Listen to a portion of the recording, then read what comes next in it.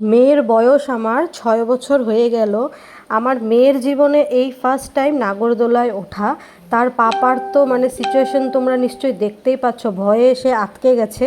মেয়ে যেহেতু আজকে ফার্স্ট টাইম নাগরদোলায় উঠেছে, মানে আমার সিরিয়াসলি এত হাসি পাচ্ছিল এই মোমেন্টটাতে। একবার এই সাইডে যাচ্ছে, একবার ওই সাইডে যাচ্ছে, মেয়ে যাতে পড়ে না যায় সেই প্রোটেকশন দিয়ে রেখেছে তার পাপা। বাট মেয়ে তো আমার ভীষণ হ্যাপি, ফার্স্ট টাইম এরকম ওর মানে কিছু অনুভূতি হলো। তো ও ভীষণ হ্যাপি হয়েছে নাগরদোলায় উঠে। আর এই নাগরদোলায় ওঠাটা কিন্তু পুরোটাই ওর ফ্রেন্ডের জন্য হয়েছে, ওর ফ্রেন্ডের সাথেই উঠেছে, ওর ফ্রেন্ড ফোর্স করেছে বলেই ও উঠেছে।